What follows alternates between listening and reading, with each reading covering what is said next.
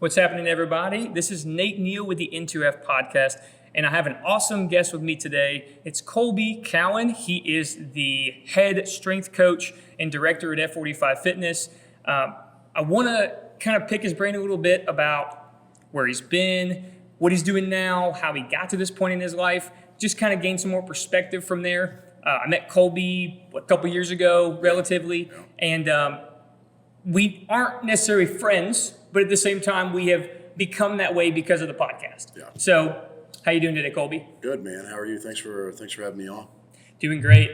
Personally, I'm excited about this episode because whether you know it or not, I look up to you. I think that you're a role model for me. You really are, because not only do your legs look like without tree trunks, but at the same time, Some may say, you're just a good person. You understand people. You are very good with relating to people, especially in the workout space, especially in gyms, whether it be on your own when you're working out at Crunch or wherever, or in the space of F45. So kind of walk me through your process. How did you get here? How did you get involved with F45? And realistically, what drives you to continue to do it? Just give me some perspective on that. Man, so back in the day, I played college football, right? So that's kind of where the whole workout thing started for me.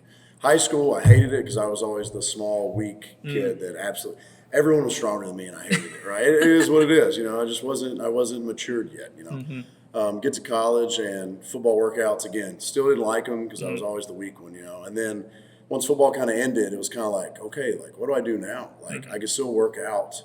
And then that's kind of when I started seeing my body change a little bit. Yeah. But life happens, right? Personal training is hard to get into. Group training at the time was I thought, irresponsible. Yeah. We'll touch on that later, right? Yeah. So I wound up working retail because it's an easy job, get my foot in the door, right? Yeah. Working a little retail at Best Buy, working a little retail at Dick's Sporting Goods right next door. Yeah, nice. Easy money, but God, I hated it. Yeah. Got a young boy at the time. I absolutely despised working weekends and holidays. Yeah.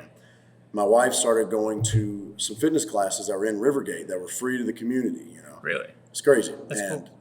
She loved it, and she's always hated working out. She's always been in good shape, cheerleader and all that. Mm-hmm. But she loved the group atmosphere. For me, typical guy, they're probably doing like Pilates or something. You know what I mean? Nothing wrong with that. They're cranking the AC. Yeah. They're cranking the temperature up, and they're just doing push-ups. Right. But for something that's not for me, right? Yeah, exactly. And then I met a lot of guys that were going, and they liked it, And I was like, man, group seems very irresponsible for me because it's a lot of people, not a lot of instruction, a lot of stuff like that. And that always kind of pushed me away from it, Mm-hmm. So I started doing some personal training on the side while I was working at Dick's Sporting Goods. And I remember there was one day, it was probably during holidays, right? And I was sitting there and I was like, man, I'm missing all this time with my family because I'm doing my Dick's Sporting Goods work and I'm also doing my personal training. Mm-hmm.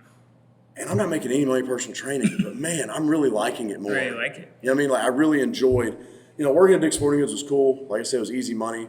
But selling jock straps isn't going to save anyone's life. No. I mean, it might, right? It might, but it might save something else, but not their life. Right. Yeah. But it's not, and I started personal training people. I started seeing the change in people's mindset with stuff. Like the physical transformation is really cool, right? It's huge. But having someone come in and man, I used to hate coming here. I used to hate working out. Mm-hmm. And now, I really enjoy this. It might not be anything I did. It might be something because they're the ones doing it. Mm-hmm. Dude, I can tell you to do 50 push-ups. You might do them, you might not, But having that accountability, started seeing some people like that. So I started doing more of that and kind of shortchanging Dick's Sporting Goods, right? I was kind of washed up with that. Yeah. And then where my wife was going to the gym, one of the trainers was a friend of mine. Mm-hmm. He said, hey, man, I'm about to get on the other side of this business. It was a car dealership that had a free gym in the back. Nice. Makes no sense. You try to explain this to people. No sense. Yeah. But it was a tax write-off, whatever. Was it wholesale? Yeah. So it was a great idea, right? Uh-huh. So he had reached out to me and was like, hey, I'm getting on the other side of this business. I want to go into the car business instead of the fitness part of it. Oh. Would you be interested in something like that? And I was like, yeah, dude. I don't like group, but I'm done with retail. Get me out of here. My foot somehow, some way in fitness. That's what I want to do. Yeah. So I met with them, and within the first week, I was there coaching classes. And I remember they handed me the microphone. I was like, yeah, the timer is all on you. The music's all on you. Oh, man. Here's 40 people. Good luck. Not a whole lot of training involved, yeah. No, and it was like, oh, my gosh. And then it's trying to find out what equipment I had, And then it got down to a science, right? Uh-huh. But I wound up loving it because the group atmosphere is cool because I can bounce around to everybody, That one-on-one sometimes sometimes you get some awkward people, you know? And at the time, I was grabbing for straws. Like whoever would talk to me, whoever wanted to be trained, I would train them. My schedule was all over the place. Yeah. So like the group thing kind of helped me nail down like, okay, I have like a routine schedule here. Yes. And then I can fit in some personal training clients around my schedule. So I started at wholesale. I was doing that I think I was there for 2 years. They wound up selling the company, whatever, right? Yeah. So I had a few offers to go be trainer at this gym, but it's like, man, I don't want to go work for Gold's Gym or whatever their contractor name. I don't want to do that. Like, I want to try this on my own and see if I can do it. You know? So I started personal training at First Baptist, right down the road. Yeah. So I started doing there. They let you run it like it's your own business, which is great. That's cool. I got to pay my 10% of what I make each month for my tithe, basically. Usually. But it's like, it's my own business, and I learned how to run that. I got an LLC out. We started doing online meal plans for people and stuff like that. So I really was branching out, trying to find my niche somewhere, you know what I mean? And I love the personal training, and I was like, man, just people's schedules, summertime, you know, people are gone all the time. People are getting sick, right? So then they're gone for a while. And then I had one of the guys that I was training at the church came in, said, man, have you ever heard of F45 before? And I was like, no, I have no idea what that is. Is that like a car racing thing? Like F1, F45, right? And he was like, no, it's literally what you were doing here, but they have TV screens on the walls that show you what you're doing. The music's loud. Like, it's a big group of people. Dude, it's really fun. I think you would really like it. You should look at opening one. I said, opening one, man. I don't have that kind of money. I'm on a personal trainer budget right now. Exactly. You know, my wife's yelling at me because I'm at home. White rice and chicken. Man, you don't have that structure to start this at that point. No, absolutely. Yeah. So it kind of led me into a wormhole of, all right, let's find out what F45 is. And the website's very vague because all the franchises are a little different, right? Yeah. Pricing's all different and stuff like that. Location, Texas. Yeah, you know, and all that stuff's different. So I started looking at it, and it was like, it said coming soon, East Hendersonville F45. I was like, dude, I've lived here for 30 years. I've never heard of F45. Yeah. Why do I not know about this? Yeah. So then you go on into the job career search websites, right? And I found they were hiring for a trainer. And I was like, man, that'd be cool if I could do my personal training stuff, like get away from the classes there and just do classes here. Maybe I can just do classes, you know, that'd be great, you know? Yeah. So interviewed with the GM at the time and got hired on the spot. Nice. Take me over to look at the place, and I was like, I don't even know what this is. You know, at the time, it was like I think it's the Sips and Strokes is what it used to be. Really? It's like a paint studio. Yeah. So you walk in, you're like, this is the gym, huh? You know, like I don't even know what this is supposed to be. Yeah. So, you know, all the equipment starts coming in. You're like, okay, like I'm starting to recognize, like, okay, they got some heavy dumbbells in here. You know, we get dumbbells up to 66 that come off the truck. Okay, we got some heavy barbells. You know, get some 45-pound plates. Like this isn't your typical group fitness setting, you know what I mean? Like, okay, I think I kind of like this. TVs go up. I still don't really know what this is, but I'm excited about it, you know? And then I remember we took our first class. And it was like us 6 trainers and the GM and the head trainer were leading us through it. Because we don't know anything about it. They've been through induction in LA and all that. So we take the class, and I get halfway through the first lap. And I remember my GM looks at me and goes, hey guys, don't forget, you have one more lap. Dude, my legs are already cramping. I did legs before I went. Because I was like, it's a group thing. I get, it's going to be easy. It's training. I can get through it. I've done this for a living. I know what I'm doing. My legs started cramping probably the 4th set in. And there's 27 stations of this workout. And he tells me, hey, don't forget, you got a second lap coming up. I started looking around. I was like, I'm in danger. I'm in danger. You know, I mean, I'm struggling here. The house is burning around you, and you're like, I'm fine. It's okay. Right. But I learned real quickly that it's not your typical boot camp. It's not, here's the workout, good luck. It's it's personal training in a group setting. And that's and I love the personal training aspect, and I love the group setting now. So like, it's right down my alley, right? So they had some guys moved away, guys moved up, so I just kind of kept going up the ladder, right? So I wound up being the GM, the head trainer, and the sales manager at Hendersonville. Wow. A lot on the plate. Yeah. But again, I was broke from the last job, kicking me out to the curb when they sold it, and I was scrapping for straws. So I'm not going to complain about having my plate too full, right? Yeah. So I started doing that, and then this location opened up here in Gallatin, and we just built a house 3 minutes down the road. Yeah, easy. So it's right here. I drive down Greenlee, and I'm here. Yeah. So for me, it was kind of a no-brainer to come here and to be able to kind of not a fresh start, right? Because a lot of the people from that location have came here. And I like to think it's because of multiple things, not just living in this area, right?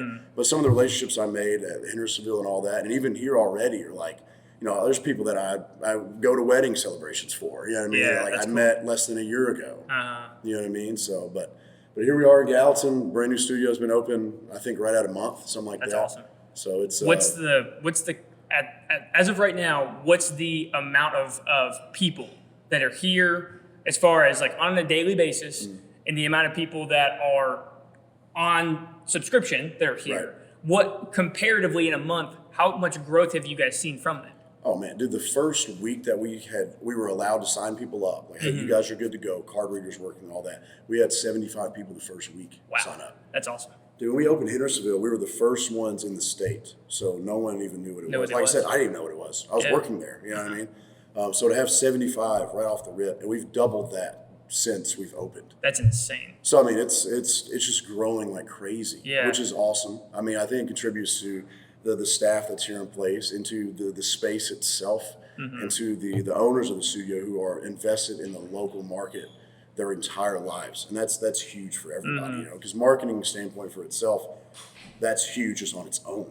Is being able to have people that are interested and generated in the community around. And Gallatin's growing. Like it's growing like crazy. And I didn't grow up in Hendersonville, but like I lived there that's for the longest time I've ever lived is Hendersonville. And I went to Beach. So it's like that community is growing as well. But then as you start to get up into Gallatin, all there was an Anytime Fitness. Yeah. They didn't have a Planet Fitness down the road at the time. Now they do, but that meets a different criteria. But like when you're looking at group training in the setting where it's a hybrid between like a personal aspect and a group setting that gives you that accountability, you can't beat it. I mean, you just can't beat it. Now, at the time when I came to F45 on like a free trial, I wasn't in a place to spend $140, $150 a month. Right. But now that I've kind of seen the progress from what you guys are doing and then some other gyms, I've visited the one in Mount Juliet. I visited the one in Cool Springs. Like I've seen everything that they do and I'm like, this is awesome. Like it's well worth the value because you're not just getting 45 minutes, 3, 4, 5 days a week. Right. I mean, you're getting way more than that. The benefit that goes on and on after that is detrimental because you guys kind of practice everything in a hybrid setting. So you have HIIT cardio, you guys have like strength training, then you have straight cardio. So you have, how many different workouts are there right now? Because you guys go in blocks. Like there's... Yeah, so every 4 weeks they change all the workouts. Okay. So I don't know the exact number off the top of my head. When I did induction, it was like 130. And that, I couldn't think of 130 exercises in my head right now. Right, like, so that's just the names of the workouts. Yeah. So even though like we have one that's called Romans, that's for strength training. It's my favorite one. I like so it. you have Romans. We might have Romans again next week, but all the exercises are totally different. It might be upper body one week, it might be lower body the next week. You know, so like now the timing stays the same, but it's unbelievable. Like some of the stuff, and they've been implementing new ones. I think they're keep putting new ones out to see like how people react to it. Yeah. We had one the other day that was called Tempest. You had 4 people in a pod. It was like a team. So whoever's in front is on a skier or a rower or a biker or bench hops, I think was the other one. So, and no one in that pod gets to move until that person up front hits their target. So you're talking about some really, I mean, you get a really motivated group. They're trying to get through it as many times as they can. Yeah. And then you get someone who's like, hey, Nate, hurry up there. Yeah, you know, hurry up. I'm dying back here, you know. Yeah. So stuff, I think doing that, they have AMRAPs that have been built in. So like they're really like stepping out of the, all right, do this for 40 seconds and move on. Yeah. So, all right, let's do this and let's flip-flop these two. Last pod, you might be doing an AMRAP for 7 minutes straight. Have at it. That's awesome. You know, and for those that don't know, AMRAP means as many rounds as possible. Which is a fun way of saying not fun. No, that's a fun way of saying let's go knock on the door of hell real quick and then just run away whenever the devil tries to enter. So it's like there's a lot of the group setting classes nowadays. There's tons of them out there. Sure. But most of them are specific to HIIT cardio. And HIIT cardio has become a big thing in the industry for, I would say, in the past 4, 5, 6 years maybe. Sure. It's probably bigger than that. But I mean, we live in Hendersonville. Most of the time here, it's kind of like a small town feel with a lot of people. Absolutely. So we probably hear about things later on. But for HIIT cardio classes with places like there's like Row House Fitness and like Spring Hill and places like that, like that's just naming one of them. Right. Like a lot of people focus on HIIT cardio. And which is great, don't get me wrong, but it doesn't fit everybody's mold. No. Like for guys like me and you, specifically you want to get stronger, you want to get bigger, you want to be built like a brick shit house. Absolutely. I do too. I just don't have the genetics for it. Absolutely. So I just eat a lot. That's all that is. I do too. I can't get that down. Not to get off topic, but like I can't eat enough calories. I physically can't. It's hard. And for me and like my genetics, like I was looking at pictures of myself from about a year and a half ago. I've gained maybe 5 pounds of muscle, but I've also lost about 10 pounds of fat. So it transitions. But at the same time, I don't take supplements. Right. I don't do pre-workout. I don't do BCAAs.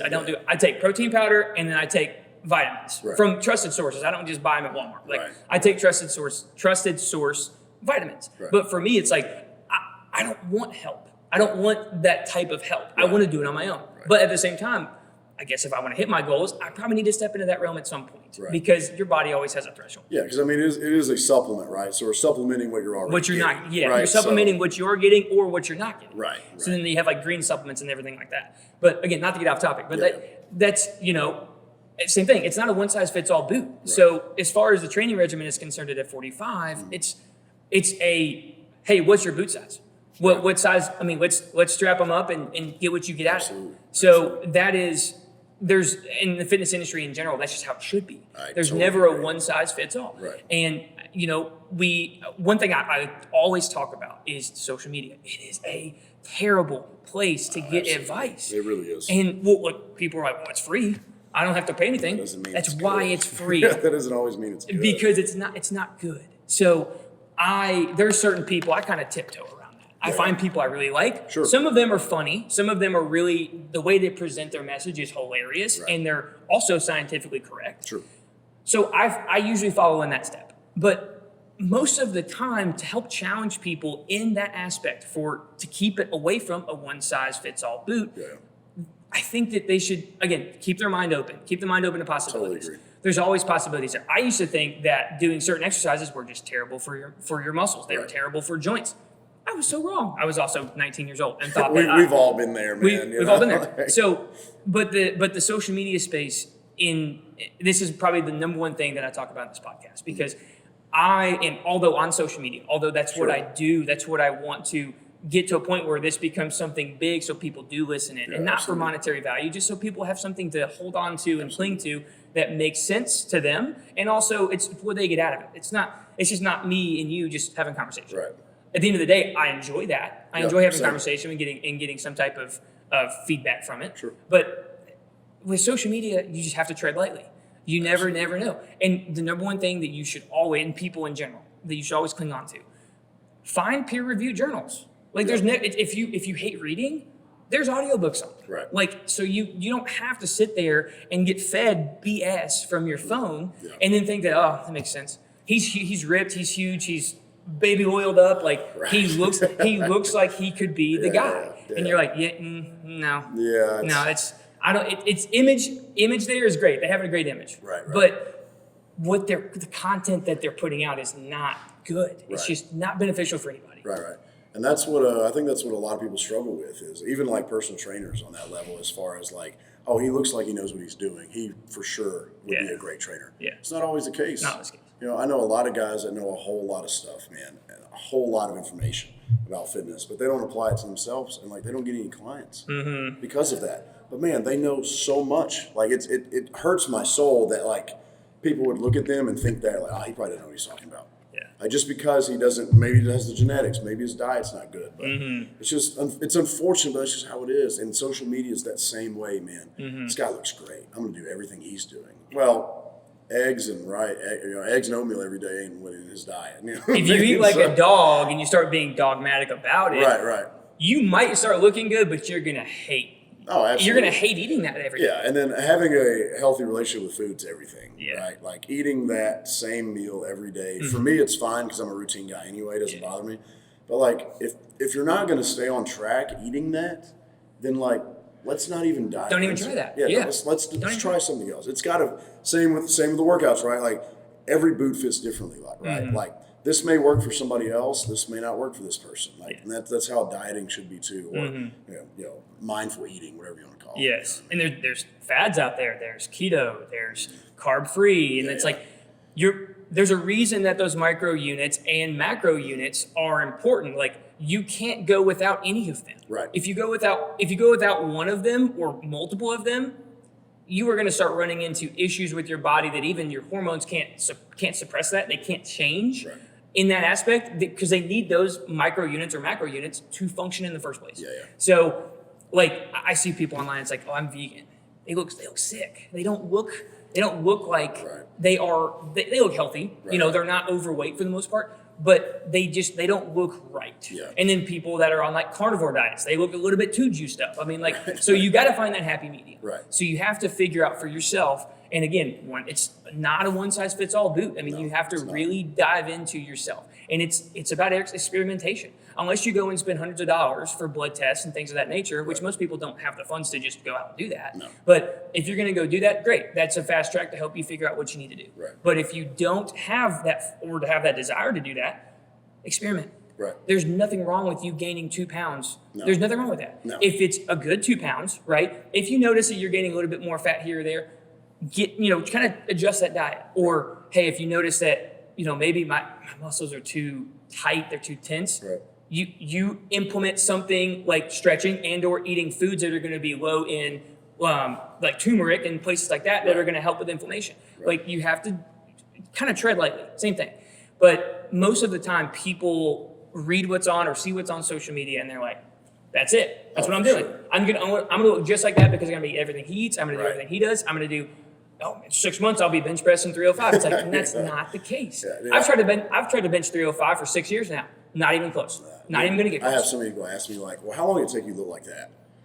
I'm like, I've been working out since high school football, technically, college, really, Mm-hmm. Like, well, how long did it take? I'm like, I don't know. Like, because there were so many years of experimentation where, like, I thought I knew what I was doing, but I wasn't eating enough. Yeah. And then maybe I got my eating right. I wasn't really working out that hard. And then, as I'm getting older, I realized, like, man, I remember there was one time a couple of years ago where I had kind of been the same size for a long time. Mm-hmm. And I finally was like, you know what? I started tracking my macros and realized, man, I'm not eating any carbs. My protein's through the roof. I'm not eating any carbs. And it's like, you know what? It's winter time, right? I'm going to try to see how much good weight I can gain. Just pack it on. Over a winter. Yeah. I mean, I'd eat bowls of chicken pasta while I was at work. And I remember one of my coworkers was like, dude, are you about to eat all that? I was like, yeah, I'm going to eat it all. Are you serious? So I would eat it. And like, it was crazy. I started tracking it on the InBody scales, right? Which, it's a good benchmark, right, to keep up with. Yeah. So as I'm going through, like, my weight's going up, my muscle mass is going up, my body fat's going down. It finally was like a light bulb, like, man, my body needed all of this. Are you kidding me? This whole time I've been so stubborn because, like, you get to that certain point where, like, I feel like I look pretty good. You know what I mean? It's like, I don't really want to change anything because I like what I'm doing. Yeah. And then it's like, well, let me try this, right? Experiment with this. Yeah. Okay, now I'm gaining good weight. Like, I'm gaining good muscle here. Yes. The same goes with working out, right? Like a lot of people get stuck in their ways in the gym. They don't want to come try a class. They're not in good enough shape to get in shape. That makes me so angry. Well, let me get in better shape first, then I'll come try. That's not how this works, man. Yeah. Just show up and like we'll take care of you from here. Let me wait till I'm healthy and dude, not sick before I go to the hospital. I swear, 8 out of 10 people that we talk to, that's what they say. Well, I don't know. I need to get in better shape before I come here. I say, no, you don't. Just show up. I'll be honest with you. Most of the time when people come up with ideas like that and when they come up with something that to that degree that just makes no sense, there's usually something else behind it they don't want to share. Absolutely. It's usually something like, well, if I start going here, then I'm going to have to change some other habits. If I start, like they don't want to let go of that ego. Right. They don't want to let go of something, whether it be something as far as their wallet's concerned. Maybe they don't see it as an investment. Maybe some people do. But at the end of the day, when you give that information to somebody and you're like, this is what it is, this is F45, if they don't like it, fine. Right. The community is growing. You're selling this community and hundreds of people are jumping on board with it. Right. So if one person doesn't want to jump in right away, not a problem. Right. It's just having a sales mindset. Your community is not for them. Right. But at the end of the day, most of the time when people are in that space and they're like, I just not for me, or I need to be this or that, most of the time it's something behind the scenes. Oh, sure. And you may or may not want that type of person in the gym. You have to be on top of them, being like, hey, keeping them accountable, Right. You want them to be here to get better, but you don't want to keep your eyes on them all the time. You want them to be self-sustainable. Right. So, like, again, when you're selling a community like this, especially for F45, and there's how many locations, like 100 worldwide? There's a ton now, Over 1,000. Yeah. So, and it's worldwide. It's not just U.S., not just Tennessee, not just Southeast. I mean, it's worldwide. Yeah. And, I've always been taught, like, as a personal trainer, if you own a gym, your gym's not different. If if you're not selling community, you're selling solutions. Like here, you're selling all of that. Absolutely. You're selling a community. Your gym is different. Absolutely. You are being in your own space and you are making this brand special. You're making it exclusive. So if people can't see that, That's okay. Yeah. Just, hey, have fun. Hope you guys come back. Right. Like, and there's gym owners out there. There's people that are personal training, and they take that personally. Right. They get to a point where they're like, oh man, that guy didn't sign up with me. What did I do wrong? Right. You may have done everything right. Right. And I've been in sales since I was 19, 20. I'm in sales now. So it's like, for me, I have to find out the happy medium. Right. And especially in gym space. If you don't have a sales mindset, whether you are working in the gym or owning the gym, or even somebody that's in the gym working out, you have to have a sales-related mindset. Not in the fact that you have to sell people things. Sure, absolutely. In the fact that competition. Yeah. You have to keep competition. You have to keep accountability. Yeah. And not just competition with other people, but competition with yourself. True.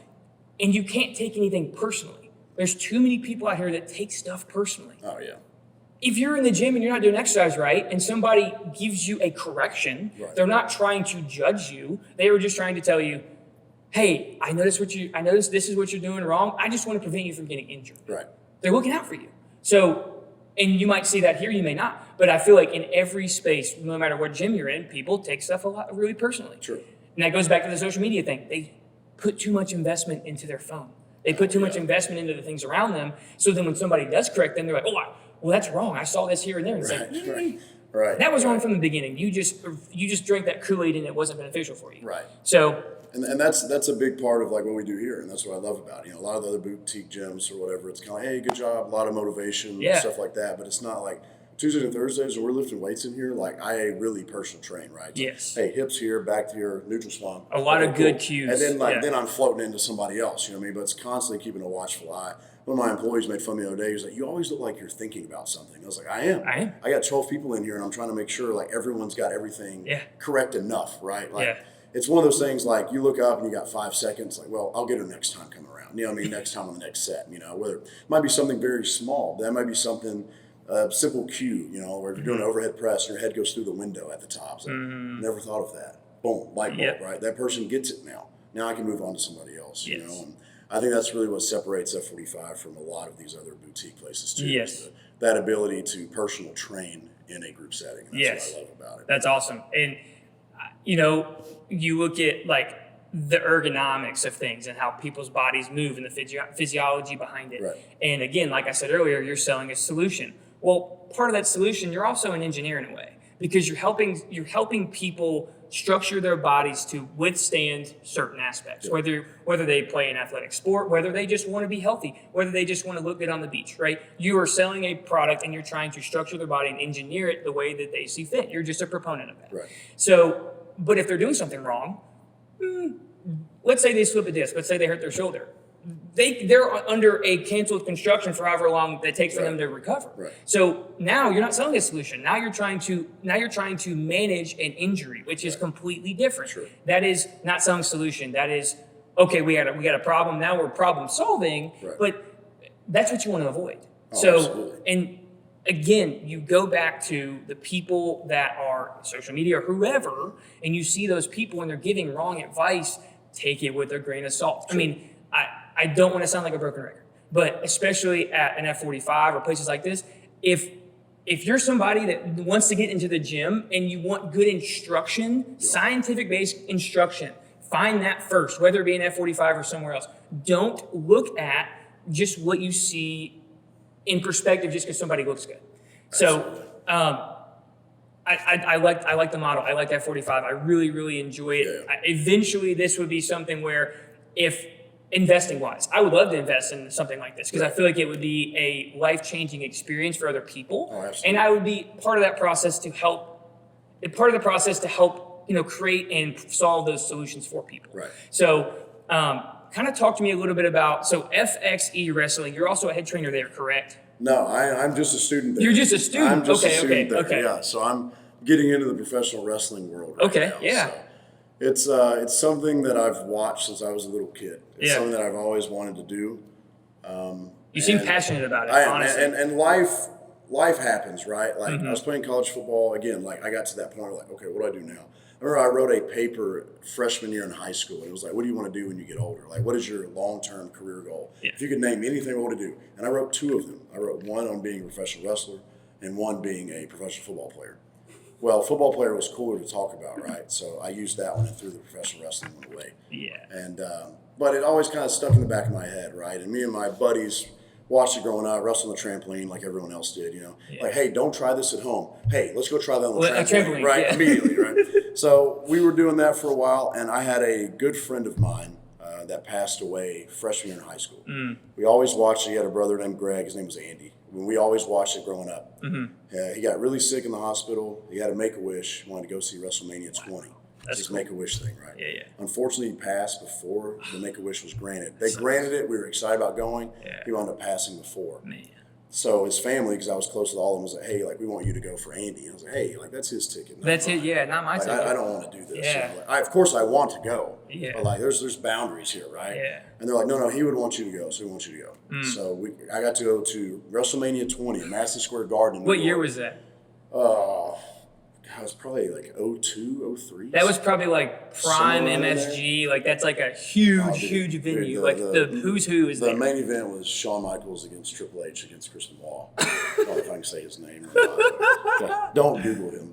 Don't Google him. Yeah, don't Google him. But that was like the main event. And like John Cena's wrestling Big Show, all this. So we do all the fanfare because they have to make a wish. So they got all this backstage. We have all these pictures like Brock Lesnar came and visited the guy in the hospital. That's cool. And that dude's the most intimidating man I've ever seen in my life, but he's really, really nice. Yeah, it's crazy. Yeah. But doing all that, and I remember like the show ends, confetti's falling down. It was like big moment. Chris Benoit finally won the belt. Don't Google him again. Don't Google him. No, but he wins the belt. We'll say vacant. I think that's what they use now instead of his name. They use vacant, right? So vacant wins the belt. Yeah. All the confetti's falling down. I remember just looking around. I'm like, man, this is so cool. So cool. Like this is. Like that was life changing for me, But then it's like snap back to reality. We go back to school, playing football. Yeah. Go to college playing football. Wind up having my son with my girlfriend at the time, now wife Heather, right? So like life happens, you know what I mean? And like I was working, like I said, trying to provide as a family, and now I'm to the point now where it's like, like we go to all these wrestling shows, we go to all these the big shows. And my buddy JD has been friends with me since 4th grade, man. And every time they're elbow me, he's like, "You should be doing this." And it's like, okay, that's how every time I respond, like, all right, sure, And every time we go, like, hey, dude, you can do this. You should do this. Yeah. And it's like, man, like, and like after time, you start thinking, you hear something enough, you start to believe it, right? Yeah.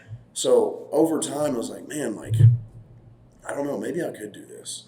So then after the whole Hendersonville thing happened and I started making my way to Gallatin, I was like, man, I was on my way out of Hendersonville. So it's like, man, I went to a seminar that was in Nashville. QT Marshall hosted. He's an AEW wrestler, booker, promoter, whatever. And I was the only one there that had never been in the ring. He has all these guys paired off into matches. And I'm like, hey, bro, I've never done this. Never stepped foot in the ring. I've watched since I was a child. I still watch it to this day. It's great. Yeah. So he gets me in the ring and like we just do like very basic stuff. And he kept apologizing, like, dude, I'm sorry that like you paid to be here and you're not able to do all this. So I was, dude, I don't even know what I'm doing. Dude, that's why I paid. That's why I wanted to So be luckily, while they're all having their matches, I asked him, hey, can I sit next to you? He's like, yeah, absolutely. So while the matches are going on, I'm asking like, hey, like, why did he do this? Why did he do that? Like, wouldn't he have done this? Why did that make you angry that he did this instead of this? Yeah. So just picking his brain. That's unlimited knowledge from that guy. Yeah. So like the money that I paid to be there was well worth it for that, So I started talking to him and he's like, why aren't you already doing this? I was like, the only school around is in Knoxville. And like, I can't be gone. It's a 12-week program. I can't be gone for 3 months. Yeah. I just can't do it. Just away from the family. Away from the family. I got a gym to run. Like, I can't just be gone like that. Yeah. And he said, man, I want you to reach out to Tom Latimer and Jerry Lynn. They're looking at opening a school in or around somewhere in Nashville. And I said, man, okay, I'll reach out, see what happens. So I reached out to my buddy Tom, who's now my buddy, he's my coach. And I said, hey, interested guy here. I know you don't know who I am. I live in Hendersonville. I'm just interested in FXE, which is the school they're opening. Interested on, possibly joining, possibly being a wrestler. As crazy as this sounds, everyone I tell this story to, they're like, dude, you're crazy. You're 30. What are you doing? Yeah, what are you doing? Yeah. But so I reached out to him and he said, yeah, we're actually opening it around New Year's and it's going to be in Hendersonville. And the next message was, wait, do you live in Hendersonville? And I was like, yes, I live in Hendersonville. So it's kind of like one thing just fell into another, that fell into another. I hate to use the word destiny, but it just felt like I was supposed to do that, right? Yes. So now I'm following through the FXE thing and I'm 5-6 months in and we go to practice 3 nights a week, 7 to 9:30.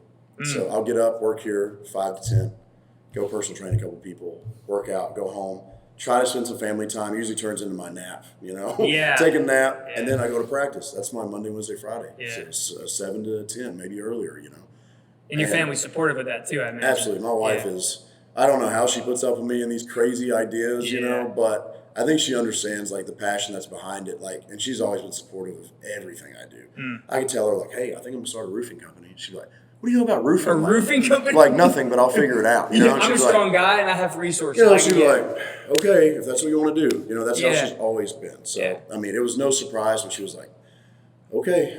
Like I'll support you as long as it doesn't get in the way of like our everyday life and family time and bills, right? I still got to go to work, right? I still got to be able to make work, right? Yeah. So I've been doing that, and now I was telling my coworker earlier, Zach, that QT, the guy that held the first seminar, is coming back July 31st this month, end of this month.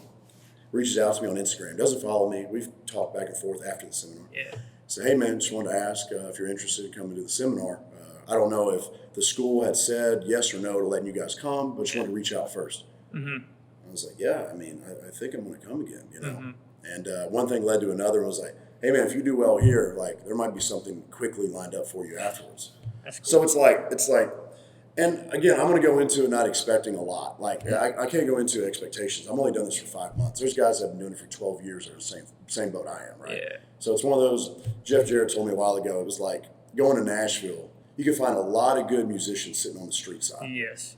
And they're great, but they just hadn't got their break yet. They hadn't got their foot in the door yet, So having Jerry Lynn own the school, who's an AEW producer, having AJ Gallant there, who knows everyone in the world of wrestling, having Tom, that is a NWA wrestler, Jake, my other coach, is an NWA wrestler, and then QT having a part. Like there's so many avenues from this school. It just seemed like meant for me to be there. Destiny. Yeah. I mean, like that's the kind of stuff that you look at and you're like, you couldn't write that. Right. You couldn't put that in a novel. You couldn't write it that way because it is so unique to that scenario. Right. And we follow each other on social media, and I saw some photos. There was like Ric Flair was there, and I was like, Ric Flair, Ric Flair was in Hendersonville. Yeah. And now Jeff Jarrett's he's a native of Tennessee. Yes. He's actually kind of around this area, isn't he? I think he's still in Hendersonville. That's awesome. But I think he works for WWE now. He's kind of floated around everywhere. Yeah, because he's an entrepreneur,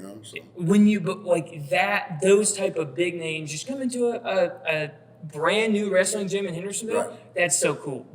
And then you talk about like the people that are surrounded in that community already, and you just kind of. You didn't really implant yourself. Right. You kind of got introduced to it, and then you kind of stuck there. And now you said you've been in there for what, 6 months, 5 months? About 5 or 6 months, something like that. I mean, most of the time when you get into something new that you never tried before, it takes people years to master it. It takes people a lot of time to be able to get to that space. Like, for me, not even close to the same type of scenario you're in, but like, I love snowboarding. Yeah. I suck at snowboarding. Well, I love it too, and I'm terrible at it. So. I don't go but 2 or 3 times a year, but when I go, it's intentional. I go with an intent to get better. Right. And every year we do. Easy now. I didn't mean to hit my mic. Sorry. I didn't even hit my mic. But when you look at the snowboarding space, it's a very hard thing to learn. Oh, right. Absolutely. But every time I go into it, I have an intent to get better. Yeah. So when I go out there, even though I go twice a year, I knew I sucked at it, and I knew I needed to get better. Right. But I have a passion for it. I have a drive to get better at it. I have absolutely no intent of going to the Olympics or doing anything like that. Right. I just want to find something I really suck at and become an expert in a way without getting into my personal time. In your space, that has already been a passion for you, but you never really got your foot in the door. Now you got your foot in the door. And now that you went into it with some intent, that's why you're exponentially getting better. That's why you are getting to that space where people are giving you possibly these opportunities and you haven't been there for very long. Right. So it's very different. So in your space, and I guarantee, and this is 100% comes from like the heart, I guarantee people are seeing either on social media or know you as a person. And they're like, that dude works his ass off. That dude works his ass off. He is an absolute animal. He's a good people person. He's just a good person. Like, there's probably people in this world that look at you and go, he deserves it.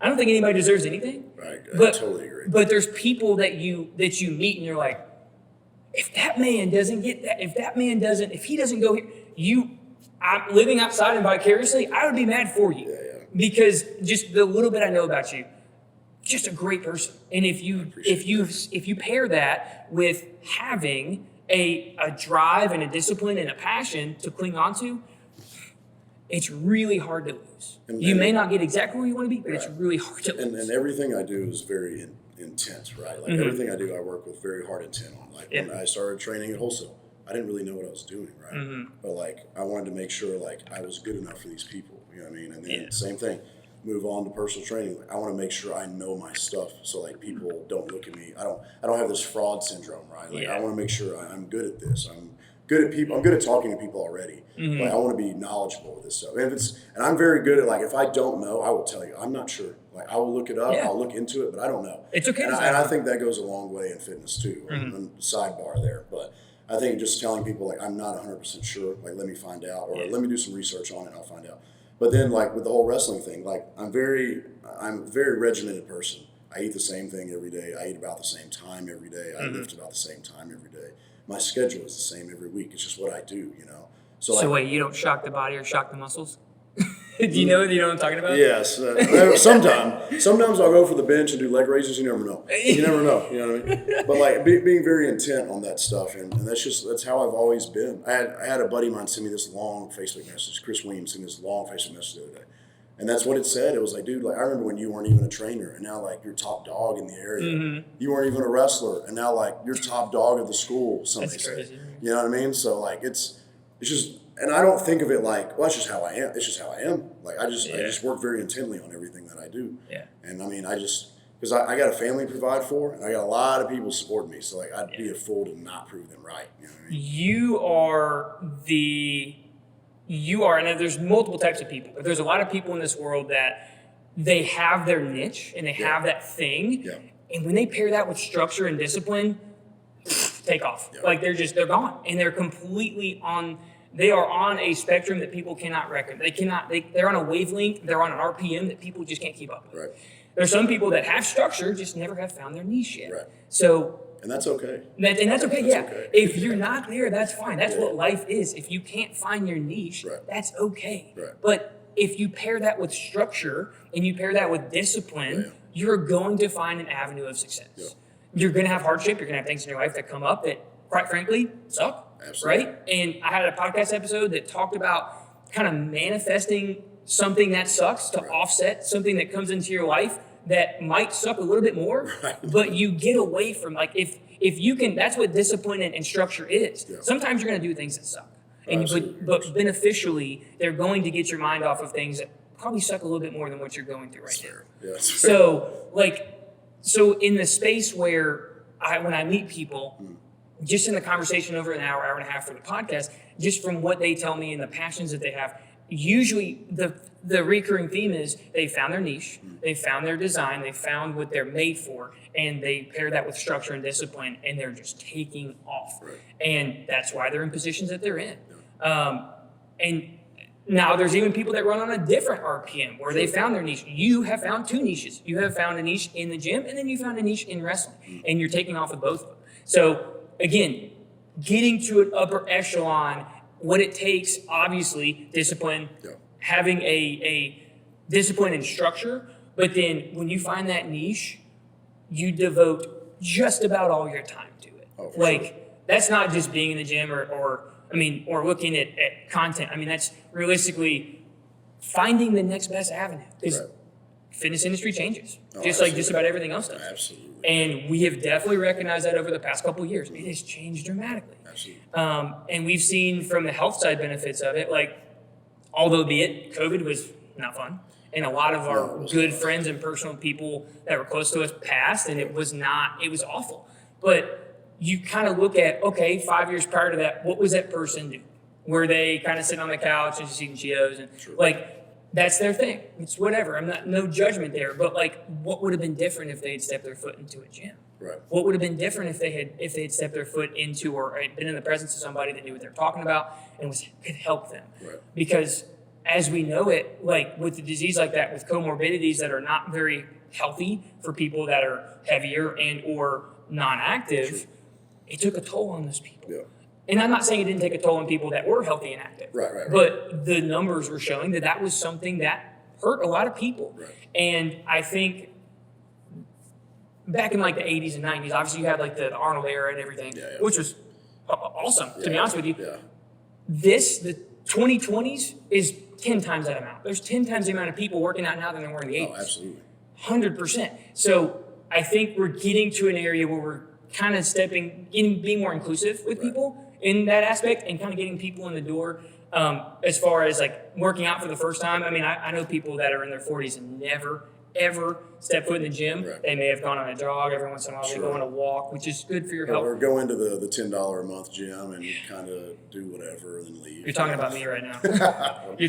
I work out at Crunch, and I kind of structure my own workouts. Right. But there's some days I walk in and I'm like, let me just mix it up a little bit. Right. Like I just, but you're right. There's people that walk into that $10 a month gym and they don't really get any benefit from it. Yeah. They're moving their body, which is great. Absolutely. That's a start. Absolutely. That's a start. But they don't have structure. Right. At that point, they just have a niche that they're stepping into, but they haven't paired it with the structure yet. Right. So they might be structured people. They might be CEOs or they might be people that have a good foundation, but they've never really took the leap of faith into doing construction on their body. Right. I mean, it's a lifelong process. It is, and that's what I love doing the most. Like, Yeah. it's easy to have someone that's fit and in shape come into a gym. Yes. Hey, I'm interested in signing up. Cool.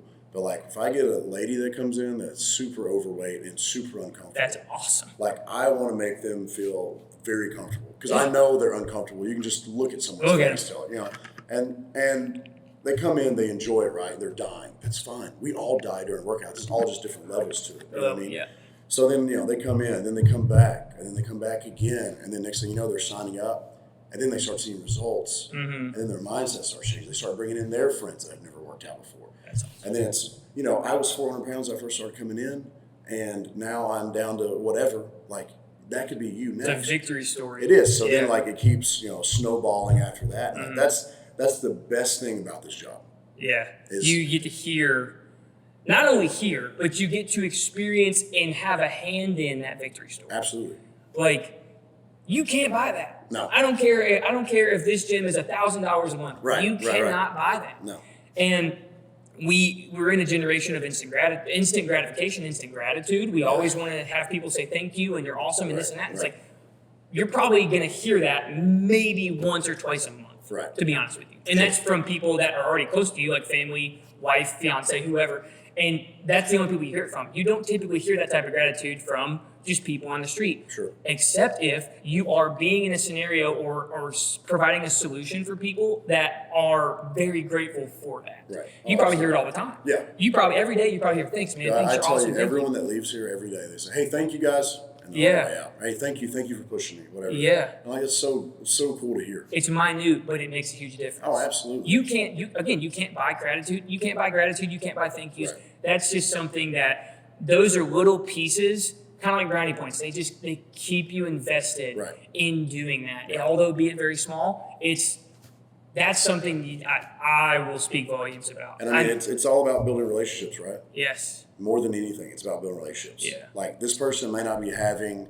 the greatest transformation effort, but they love coming here because they love the people that are here. The community. They love that I'm here. They love that Zach's here. They love Brian's here, Rebecca's here, whoever, Alice's here, whoever. Like, they have that interaction with that person, and now they're building a relationship with that. I mean, there's a reason why 4 years at the other location, I come here, and the first week we had 70-something sign up. It's not because they all live here. And there's also quite a few of them that came from Hendersonville. Absolutely. Yeah. Well, no, all 70 were from Henderson. Wow. Yeah. So, I mean, there's some live around the area. I knew that going into this. I knew there was going to be a lot. But there's a lot more that don't, that also signed up. And I think it's very telling of the relationships that I've built with those people. Mm-hmm. And it's reciprocated, right? Like, they might say thank you on the way out, and I hit them back with a, no, thank you for being here. Yeah. You know what I mean? Like, little things like that. Like, and just asking someone how their day is going, man. A lot of these people are so busy, they don't have time just to sit back. Yeah. That's why they come to F45. It's 45 minutes you're in and out. 45 minutes of TV static going on in your brain, and your muscles just right. So failing. So, you know, they're in and out. They got to go. You know what I mean? So, like, being able to stop, like, hey, how's your day going? How's your week going? Good. And then cut a joke with them and carry on. Continue You know what I mean? process. And like, but that's what I love about the group atmosphere, man, because everyone's motivated, everyone's pushing each other. Yeah. And you get someone that's very uncomfortable, like I said, one-on-one training with someone that's uncomfortable is tough, but it's easier, I think.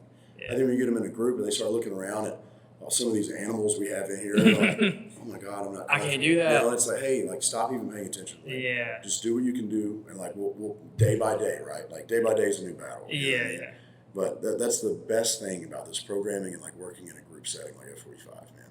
That's impressive. I just, again, just from the very few classes I've taken at F45, like, just can't speak about it enough. Not just this gym, Right. all the other ones Right. that are just phenomenal people. Yeah. I'm going to have some of the other head trainers on at some point, just, networking and see if they want to kind of talk a little bit. Because they might work in the same atmosphere. They might have the same job title as you. Right. But their journey's different. Of course. And their goals and ambitions are different too. So, speaking of goals and ambitions, like, where do you see yourself in 5 years? Even 10 years down the road?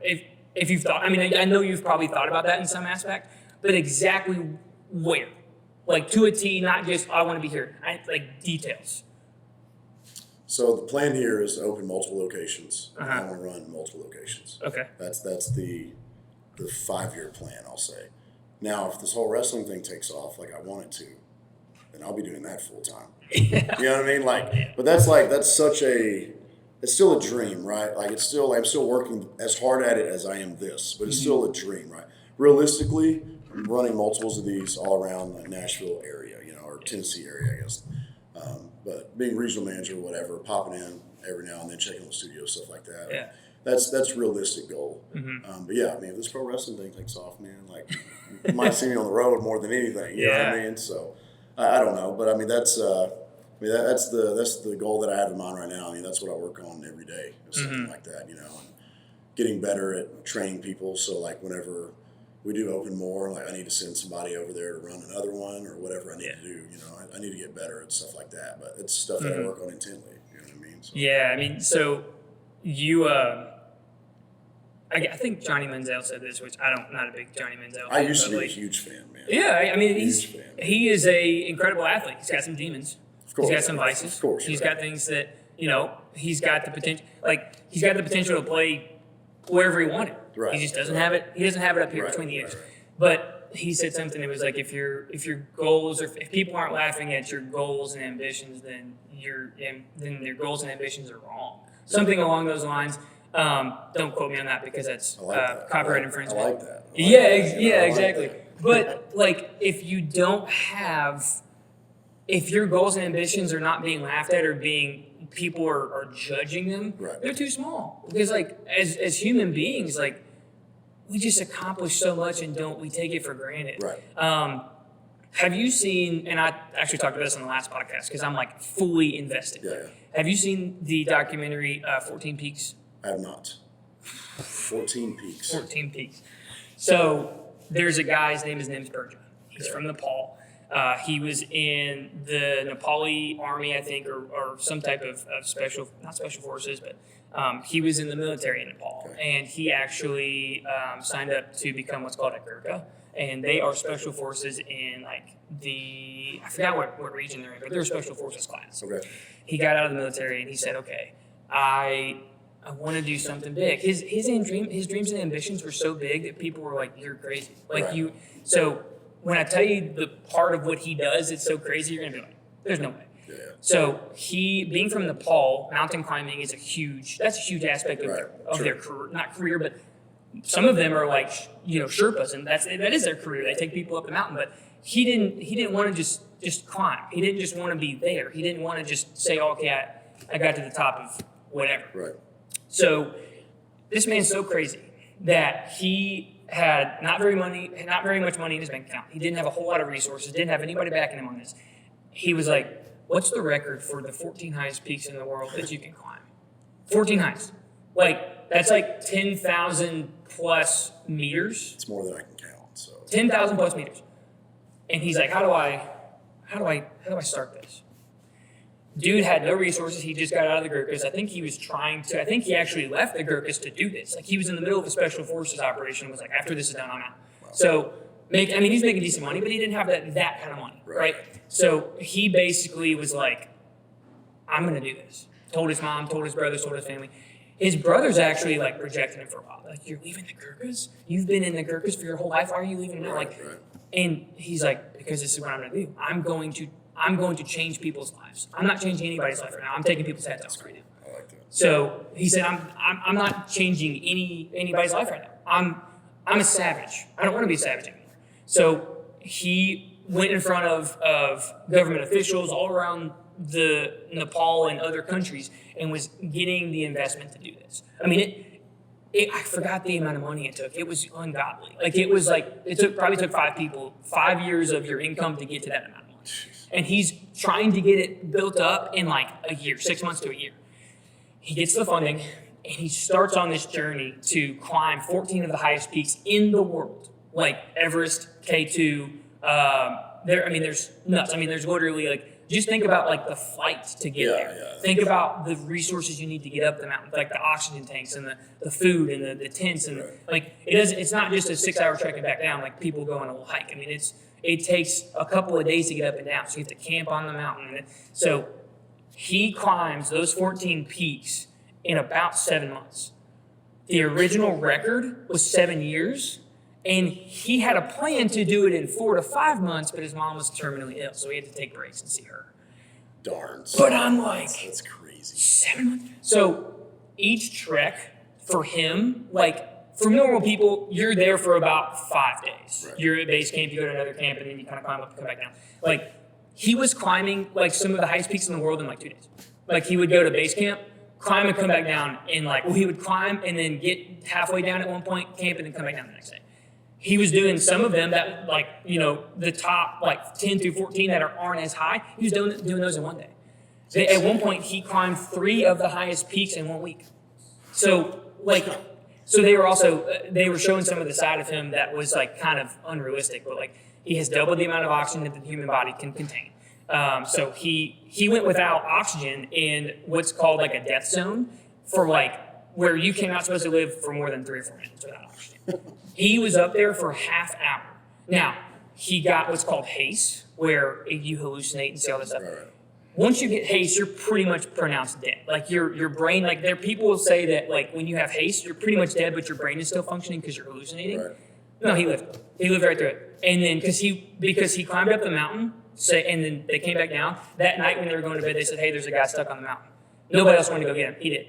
Went and grabbed the guy. There's 2 of them. One of them ended up passing, unfortunately, but he went and saved these people. And he had just climbed I think it wasn't Everest, it was one of the other ones. But it was the 2nd or 3rd highest, who cares? Insane, dude. So the whole point of me saying this is people are capable of that. That is, to me, I couldn't even imagine. No. At this point, my goal is I'd kind of like to climb Everest at some point, Now, that's a big goal to have. Yeah. Nothing compared to what this Nim Spurgeon dude has. Right. So I would recommend it. I would say, if you have a brick wall handy, run through it after you watch it. Because it's if you don't feel motivated, if you wake up one day and you're like, I just don't feel it. Right. Watch that documentary, and then you would probably clean your whole house, change the world, and solve world hunger in about 6 hours. I mean, it's very, very cool to watch that. And what people are capable of is impressive. But we take ourselves for granted. We don't give ourselves enough credit. Even if you're not somebody that is really big into the gym, right, you got to give yourself more credit. Right. The fact that you woke up today, the fact that you got to work, you worked a full day, you're successful in your job. The fact that you took time out of your day to come to a gym because you had to actively do that. Right. When the amount of times in the day where your brain says you don't have to go today, right. The fact that you showed up at a gym and you did the workout and you competed against your community and competed against yourself, don't just take that with a grain of salt. Right. That's big. Yeah, I totally So everybody's goals and ambitions are different. But I like to bring up that Nim Spurgeon story because it gives us a perspective of what people are, what they're capable of. Right. And we live in a generation where people don't see that. Oh, I totally agree. They see themselves in a mirror and they don't actually give themselves the credit for what they have. Right. And I think that goes for everything, right? I'm really bad about not stopping and smelling the roses, right? Once I set a lot of goals, once I hit a goal, okay, cool, what's next? I never really take a lot of time to sit back, and I've tried to be better about it, right? try to sit back like, all right, we did this. Like, I accomplished this goal. Let's celebrate today. Tomorrow I'll get back home. Yeah. Because for me, it's always, okay, I hit this goal. Okay, what's next? All right, I hit this goal. Okay, what's next? And that's a good problem to have, right? To be able to keep setting goals for yourself. But at the same time, like, you still have to accomplish those little things, whether it's going to the gym, whether it's getting early, being early to work. You know, little thing. You got out of bed earlier than you're supposed to. Yeah. You got up and worked out before you're supposed to go to work instead of going after. So now you're spending more time with your family when you get off work. Like, little things like that, like, need to be celebrated. You know. And I think a lot of people will just, like you said, like day to day, you just kind of get lost in it. You know? Mundane. Yeah, it's like, well, that's what I'm supposed to do. It's like, well, it's not, but like you did it. You know, just because it's what you think you're supposed to do is not how a lot of people operate. You're not supposed to do anything. Right. You could wake up and be like, I'm skipping everything today. Right. But you took whoever is listening to this took the avenue to say, all right, I'm going to go to work. I'm going to work my ass off. Totally. I'm going to go to the gym. I'm going to work my ass off. Totally. I'm going to spend time with my family and love the hell out of them. And then I'm going to have a little bit of downtime, but, separate themselves. Hey, maybe I don't want to watch TV. Maybe I'll go and read a book. And they continue to make those good decisions. Right. So I'm grateful. I'm very grateful for what I have. I'm very grateful for the people that are around me. I'm a person that likes to talk about, like, if somebody wants to come into my space or somebody wants to be a friend with me, I'd rather them say, hey, let's go to the gym, not let's go get a drink. Absolutely. I'd rather them say, hey, what book are you reading right now? Instead of, hey, would you see on Instagram today? Right. Like, I'd rather them say, hey, what's your goal at work this month? Instead of, hey, how many beers did you drink on Saturday? Right. Like, I would rather have that. Yeah.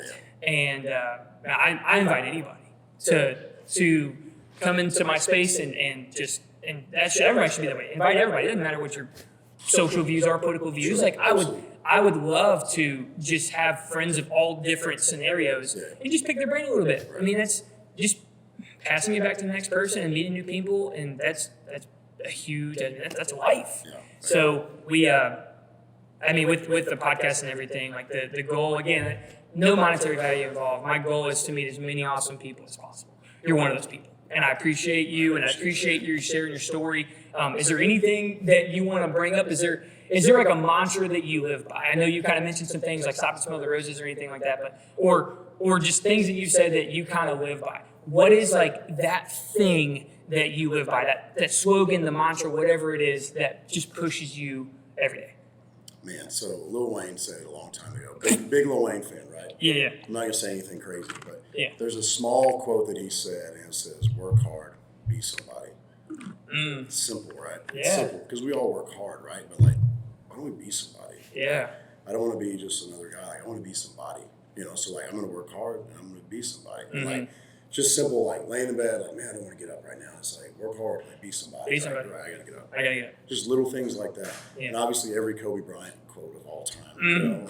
Rest in peace, Mamba. I love Mamba, man. Yeah. But that line sticks to me a lot. And like, I cycle through a lot, but like that one for like the last year has kind of been stuck in my head, And that's all it is. Just work hard and be somebody, Wow. That's, not very many words, but right. It speaks volumes. Right. That's so awesome. I just work hard and be somebody. And whether somebody else sees you as somebody is negligible. Right. Be somebody, be the somebody I want to be. Right. Right?